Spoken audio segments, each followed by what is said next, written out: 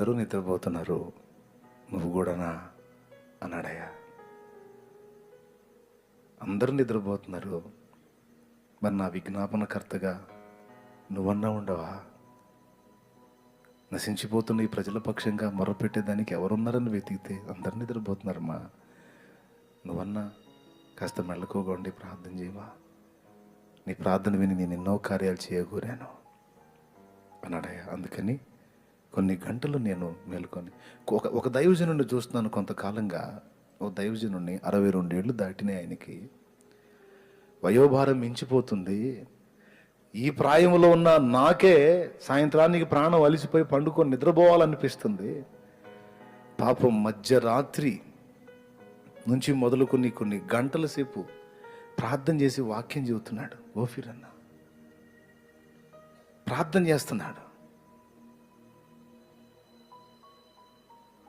నాకు ఆశ్చర్యం కలుగుతుంది. ఆయన వయసు ఏంటి, ఆయన ఆ చేసే కార్యం ఏంటి అని. పెద్దోళ్ళ మనస్తత్వం, వాళ్ళ మొండితనం, వాళ్ళ భక్తి, వాళ్ళ పట్టుదల అండి అది. ఆ జామున మధ్యరాత్రి మెలకు వచ్చి చూస్తే ఆయన మెసేజ్ చెప్పటమో ప్రార్థన చేయటమో చేస్తున్నాడు మధ్యరాత్రి. అలాంటి వాళ్ళని గుర్తుపట్టలేండి మన వాళ్ళు. చాలామంది జనాలు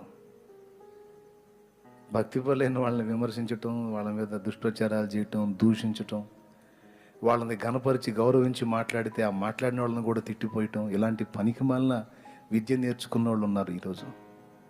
భక్తుల్ని గుర్తుపట్టే కళ్ళు లేవు చాలామందికి. ఈ దినాల్లో బాధ కలుగుతుంది. ఎమ్మాయి మార్గంలో శిష్యులు వాళ్ళ మధ్యలో ఉన్న క్రీస్తుని గుర్తుపట్టినట్లు భక్తుల్ని గుర్తుపట్టే పరిస్థితి లేదు ఈ దినాన జనానికి. దేవుడు వారి కళ్ళు వెలిగించుగా. ఆయన వయసు,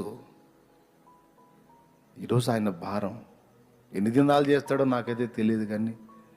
కానీ ఆ హృదయంలో అందరూ నిద్రపోతే నేను ఎట్లా నిద్రపోయేది? నేను నిద్రపోకూడదు.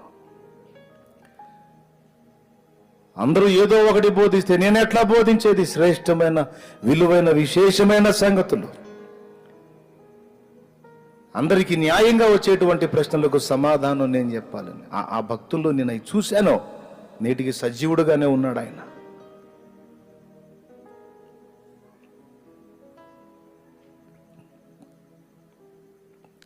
ఒక ఆడపిల్ల, ఆమె వయసు దగ్గర 40 ఏళ్ళు వచ్చినాయి, 40 ఏళ్ళు దాటినాయి.